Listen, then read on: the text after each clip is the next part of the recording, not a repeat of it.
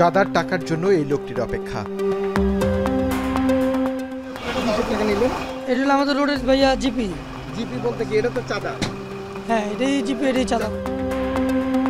দায়িত্ব সাভার পরিবহনের প্রতিটি গাড়ি সদরঘাট প্রদক্ষিণ করলেই নিতে হবে 280 টাকা। ভুল হলে বেতনের টাকায় গুনতে হবে জরিমানা। কে দিয়েছে তাকে? পরিবহন থেকে চাঁদা তোলার দায়িত্ব। টাকা যায় কোথায়? এটা সড়কে, ঢাকা সড়কে। মানে এটা কি গাড়ি চালালে চাঁদা দিতে হয়? সড়কে যে একটা খরচ আছে, সেই খরচটা আমাদের দিতে হয়। ভাই আমার না তো, আমি তো কাজ করি, আমি তো জব করতেছি। যেমন আপনি একটা জব করতেছেন। কয় টাকা তুললো? এখানে 280, গাবতলি 450, গাবতলি 450, আর এখানে হলো 280। হ্যাঁ, এটা তো টাকাই না।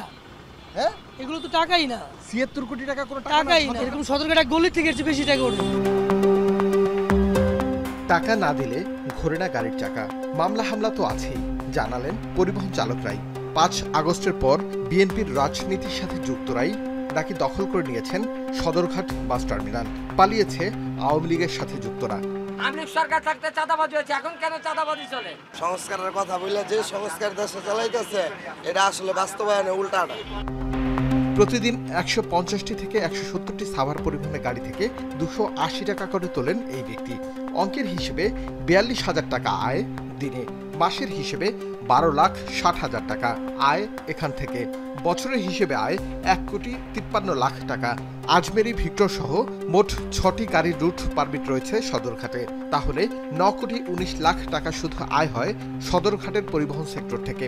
টিআইবির হিসেব, দেশের যাত্রী পরিবহন সেক্টর থেকে প্রতি বছর 1,000 কোটি টাকার বেশি চাঁদা ওঠে। 700 টাকা আমাদের টিভি চাঁদা আছে। চাঁদা নেওয়ার পর কি দেয়? আওয়ামী লীগ সরকারের আমলে রাজধানীর পরিবহন সেক্টরের চাঁদার একটি বড় অংশ যেত বাংলাদেশ সড়ক পরিবহন মালিক সমিতির হাতে। এখনো সড়কের টাকা যায় একই জায়গায়, শুধু পরিবর্তন এসেছে মানুষের।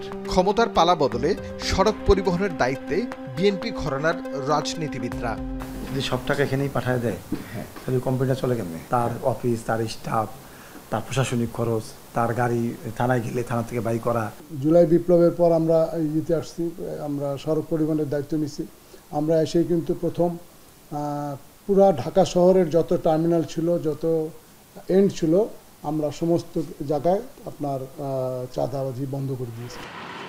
সড়ক পরিবহনের সাধারণ সম্পাদকের দায়িত্বে থাকা সাইফুল ইসলাম বলেন, চাঁদার পরিমাণ আগের থেকে কমেছে। চাঁদাবাজরা প্রকৃতপক্ষে কোনো সংগঠন না, কোনো দলের লোক না, কিন্তু সময়ে সুবিধায় তারা এই জিনিসটা ব্যবহার করে, কেউ সংগঠন, কেউ দলীয় পরিচয়। আমরা পরিষ্কারভাবে বলছি, এই চাঁদাবাজের বিরুদ্ধে আমরা আছি। চাঁদাবাজির অভিযোগ পেলে দলমত নির্বিশেষে ব্যবস্থা নেয়ার কথা জানালেন খালেদা জিয়ার উপদেষ্টা ও শ্রমিক নেতা শিমুল বিশ্বাস। পথে কোনো ধরনের চাঁদাবাজি কেউ করতে পারবে না, এটা সংশ্লিষ্ট সকলকে বেসরকারি মালিক শ্রমিক সংগঠনের পক্ষ থেকে কঠোর নির্দেশনা দেওয়া আছে। সকলের যোগসাজশী চাঁদাবাজিটা হচ্ছে। আমি সেই সকলের যোগসাজশের মধ্যেই বলতেছি, আপনি যদি স্পেসিফিক কোনো জিনিস আমাকে নোটিশে নিয়ে আসেন, সব যোগসাজশ ভেঙে দেওয়া হবে। সড়কের চাঁদার একটি অংশ যায় আইনশৃঙ্খলা বাহিনীর কাছে, এমন অভিযোগ থেকে 5 আগস্টের পরও বের হতে পারেনি পুলিশ। যেখানে আমরা চাঁদাবাজ পাচ্ছি সেখানে তাদেরকে গ্রেপ্তার করে আইনের আওতায় নিয়ে আসছি।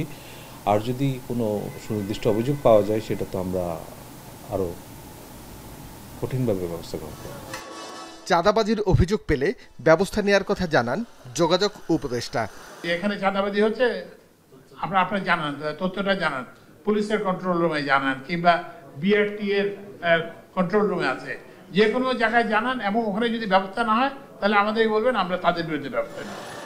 সম্মিলিত উদ্যোগ না থাকলে পরিবহন সেক্টর থেকে চাঁদাবাজি বন্ধ করা সম্ভব নয় বলে মন্তব্য পরিবহন সংশ্লিষ্টদের।